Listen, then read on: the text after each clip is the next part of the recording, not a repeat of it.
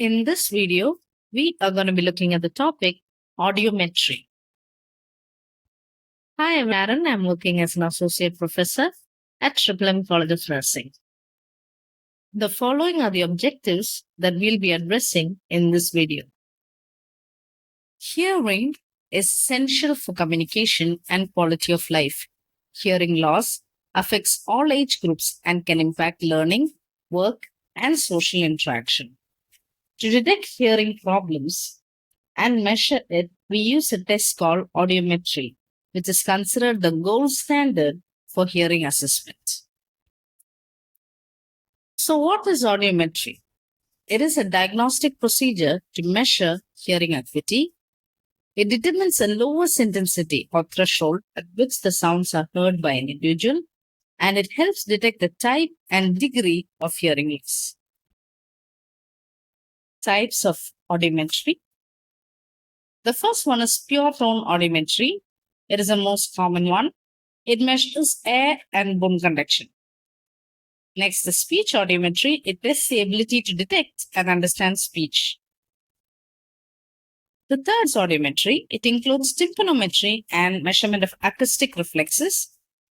This checks the middle ear function. Some of the special tests available are play audiometry, which is done for children, and brainstem evoked response. We'll be looking a little in detail to all of the mentioned methods. In pure tone audiometry, the patient wears headphones and is presented with different frequencies ranging from 250 to 8000 Hz. The thresholds detected are plotted on an audiogram.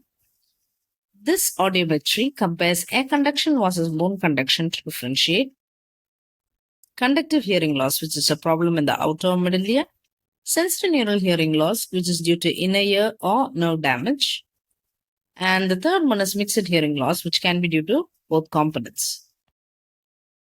Another important test is speech audiometry. Here, instead of pure tones, the person listens to words.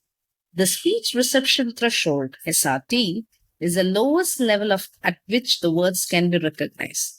The speech discrimination score measures the percentage of words repeated correctly at a comfortable loudness level. This test is especially useful in hearing aid fitting as well as in rehabilitation programs. Emittance audiometry. It includes two main parts, tympanometry and acoustic reflex testing. Tympanometry measures the movement of the eardrum and helps detect problems like fluid in the middle ear or eustachian tube dysfunction. Acoustic reflex testing checks the contraction of the small muscles in the ear when exposed to loud sound. These tests are especially important in diagnosing ear infections, middle ear disease, and even some neurological conditions. Next is play audiometry. It is a behavioral hearing test used in young children. It converts the hearing test into a game so that the child cooperates. It is a type of conditioned response audiometry.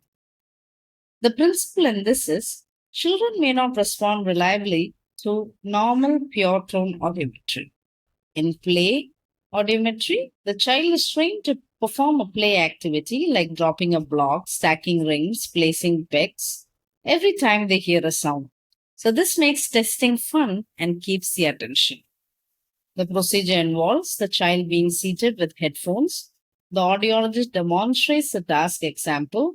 When you hear the beep, put the rock in the box. Frequencies and intensities are presented. Each correct response is rewarded or encouraged, and the thresholds are recorded and plotted on an audiogram. This method is best for children of age group of 2 to 5 years. For below 2 years, visual reinforcement audiometry is preferred, and above 5 years, children usually cooperate with standard PTA, that is pure tone audiometry. Wishman audiometry, VRA, it is a behavioral test for infants and toddlers aging from 6 months to 2 years. It uses visual rewards like flashing lights, animated toys, or video screens when the child responds to sounds. This is useful for early detection of congenital hearing loss. The principle in this type is The infants naturally turn their head toward a sound source. In VRA, this response is reinforced with a visual reward, encouraging the child to repeat the behavior. The procedure involves the child sitting on the parent's lap in a soundboard.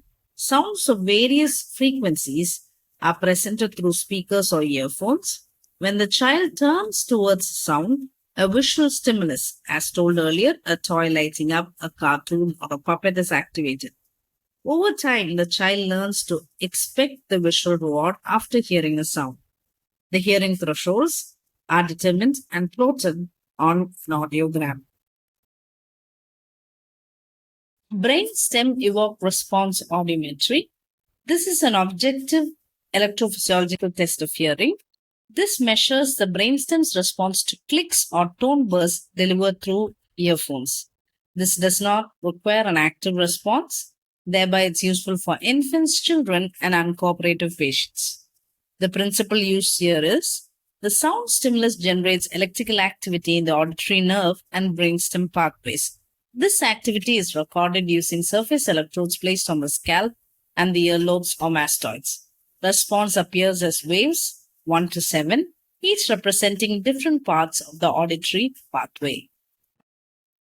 Let's look at the clinical use. It is used in newborn hearing screening, detecting retrocochlear pathology in cases such as acoustic neuroma and brainstem lesions, estimating the hearing thresholds in children and adults, diagnosing auditory neuropathy, monitoring auditory function during neurosurgery. This is an audiogram, which is a chart used to show the results of an hearing test. On the bottom, we have sound frequencies ranging from 125 to 8000, that is from low pitches to high pitches. Low pitches have the sounds like a drum or a bass, and whereas high pitches have the sounds of birds chirping or a whistle. And on the y-axis, okay, we have the loudness levels, okay, moving from quiet to loud. And the color band represents the degree of hearing.